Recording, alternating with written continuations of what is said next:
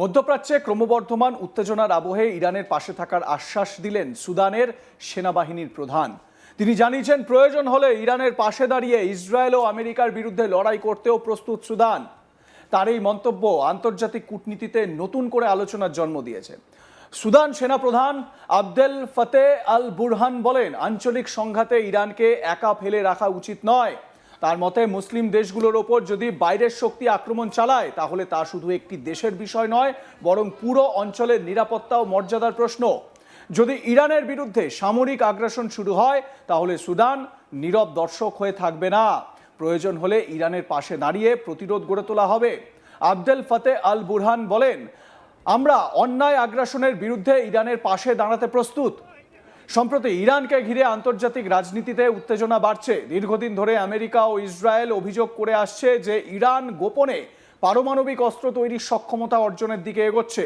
যদিও তেহরান বরাবরই দাবি করে আসছে যে তাদের পারমাণবিক কর্মসূচি সম্পূর্ণ শান্তিপূর্ণ এবং জ্বালানি উৎপাদনের জন্য। কিন্তু ইরানের পাশে দাঁড়িয়ে সুদান সেনাপ্রধানের বার্তা মধ্যপ্রাচ্য ও আফ্রিকার কিছু দেশের মধ্যে নতুন ধরনের রাজনৈতিক সমীকরণের ইঙ্গিত দিতে পারে।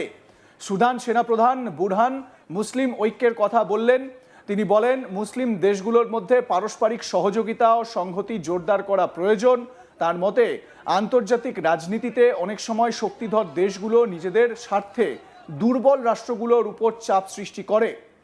তিনি আরও দাবি করেন, এই পরিস্থিতিতে মুসলিম দেশগুলোর উচিত একে অপরের পাশে দাঁড়ানো এবং অন্যায় আগ্রাসনের বিরুদ্ধে যৌথভাবে প্রতিরোধ গড়ে তোলা।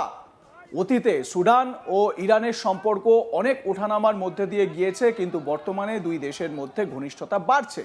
সাম্প্রতিক সময়ে রাজনৈতিক বাস্তবতা এবং আঞ্চলিক নিরাপত্তা পরিস্থিতির কারণে খার্তুম ও তেহরানের মধ্যে যোগাযোগ বাড়ছে। সুদান দীর্ঘদিন ধরে অভ্যন্তরীণ সংঘাত ও রাজনৈতিক অস্থিরতার মধ্যে দিয়ে যাচ্ছে। এমন পরিস্থিতিতে দেশটির সামরিক নেতৃত্ব আন্তর্জাতিক সমর্থন ও কৌশলগত সহযোগিতা খুঁজছে বলে বিশ্লেষকদের ধারণা।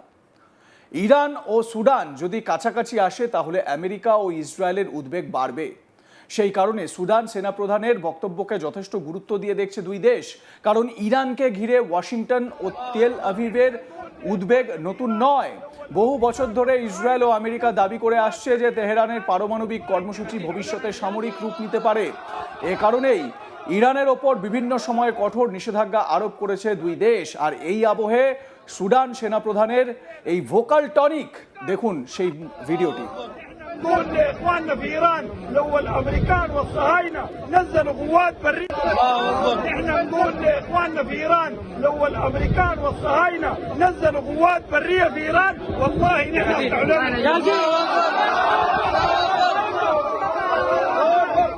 احنا نقول الكلام ده على الملأ الليله، نقول على الملأ الليله اذا الامريكان والصهاينه.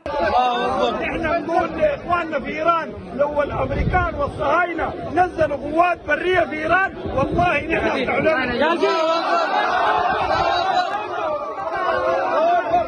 احنا نقول الكلام ده على الملأ الليله، نقول على الملأ الليله اذا الامريكان والصهاينه. احنا نقول لاخواننا في ايران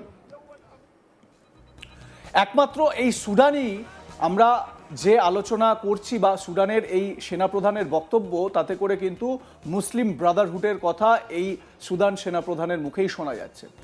ইরান বরাবরই যুক্তি দিয়ে এসেছে তাদের পারমাণবিক কর্মসূচি আন্তর্জাতিক আইন অনুযায়ী পরিচালিত হচ্ছে এবং এর লক্ষ্য কেবল জ্বালানি উৎপাদন ও বৈজ্ঞানিক গবেষণা, পরমাণু অস্ত্র সক্ষমতা অর্জন করা বা পরমাণু অস্ত্র তৈরি করা নয়। তবে সুদানের ইরানের পাশে দাঁড়ানো আঞ্চলিক রাজনীতির ক্ষেত্রে নতুন বার্তা হতে পারে বলে মনে করছে কূটনৈতিক মহল।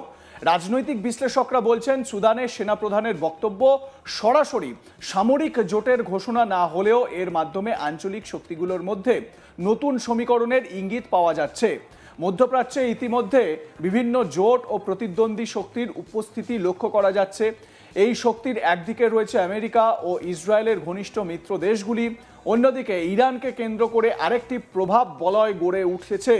প্রেক্ষাপটে আফ্রিকার একটি গুরুত্বপূর্ণ দেশের সামরিক নেতৃত্ব যদি প্রকাশ্যে ইরানের পাশে থাকার কথা বলে তাহলে তা ভবিষ্যতের কূটনৈতিক ও সামরিক সমীকরণে প্রভাব ফেলতে পারে বলে ধারণা করছেন রাজনৈতিক বিশ্লেষকরা।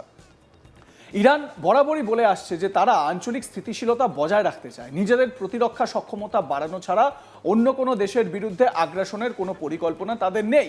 তেহরানের দাবি, পশ্চিমের দেশগুলো প্রায়ই রাজনৈতিক উদ্দেশ্যে তাদের বিরুদ্ধে অভিযোগ তোলে। ইরানের মতে তাদের পারমাণবিক কর্মসূচি আন্তর্জাতিক তদারকির মধ্যেই পরিচালিত হচ্ছে। তবে সুদান বর্তমানে গভীর রাজনৈতিক ও সামরিক সংকটের মধ্য দিয়ে যাচ্ছে। সেনাবাহিনী ও আধা সামরিক বাহিনীর মধ্যে সংঘর্ষ দেশটির অভ্যন্তরীণ শান্তি নষ্ট করেছে। এই পরিস্থিতিতে সুদানের সামরিক নেতৃত্ব আন্তর্জাতিক সমর্থন অর্জনের জন্য বিভিন্ন কূটনৈতিক অবস্থান নিচ্ছে বলেও অনেক বিশ্লেষক মনে করেন। এই পরিস্থিতিতে সুদানের মতো দেশের ইরানের পাশে দাঁড়ানো ভবিষ্যৎ পরিকল্পনার ফসল বলেই মনে করছেন অনেকে। মধ্যপ্রাচ্য দীর্ঘদিন ধরে কৌশলগত প্রতিদ্বন্দ্বিতা চালাচ্ছে। সেই কৌশলগত প্রতিযোগিতায় সুদানের যোগদান নতুন মাত্রা যোগ করবে। তবে সামরিক সংঘাতে সুদান সরাসরি জড়িয়ে পড়বে কিনা তা অনেকটাই নির্ভর করবে ভবিষ্যতের আন্তর্জাতিক পরিস্থিতি এবং সুদানের অভ্যন্তরীণ অবস্থার ওপর। তবে সুদান সেনাপ্রধানের এই বক্তব্য মধ্যপ্রাচ্য ও আন্তর্জাতিক রাজনীতিতে নতুন করে আলোচনার জন্ম দিয়েছে। ইরানকে ঘিরে বৈশ্বিক উত্তেজনার মধ্যে এটি ভবিষ্যতে কূটনৈতিক ও রাজনৈতিক সমীকরণে কতটা প্রভাব ফেলবে তার উত্তর সময় দেবে। ইরানের পাশে থাকার আশ্বাস দিচ্ছেন সুদানের সেনাপ্রধান। দেখুন সেই ভিডিওটি আরও একবার। احنا نقول لاخواننا في ايران لو الامريكان والصهاينه نزلوا قوات بريه في ايران والله نحن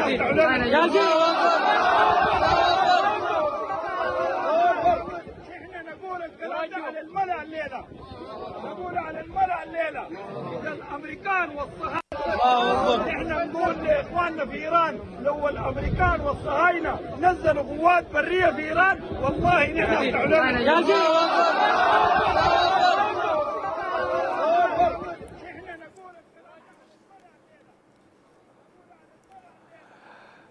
ইরানের প্রয়াত সর্বোচ্চ ধর্মীয় নেতা আয়াতুল্লাহ আলী খামেনি বারবার করে মিডল ইস্টের এই দেশগুলোর, পশ্চিম এশিয়ার এই মুসলিম কান্ট্রিগুলোর মধ্যে মুসলিম ব্রাদারহুড তৈরি করার কথা বলে এসেছেন।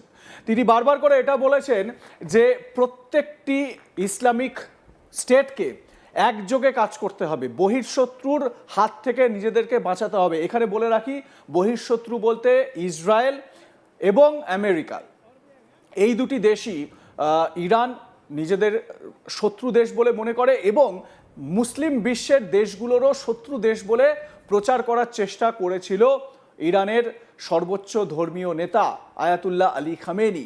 কিন্তু সমস্যা হচ্ছে অন্যান্য যে জায়গাগুলো রয়েছে মিডল ইস্টের, যেরকম কাতার, Kuwait, Saudi Arabia, UAE, Bahrain, এই দেশগুলো তারা কিন্তু আয়াতুল্লাহ আলী খামেনির এই মতের সঙ্গে একমত ছিল না। সুদানের ইরানের পাশে দাঁড়ানোর এই খবরটি আপনারা কিভাবে দেখছেন জানাতে ভুলবেন না। দেখতে থাকুন আজ তাক বাংলা, সাবস্ক্রাইব করুন আমাদের ইউটিউব চ্যানেলটি।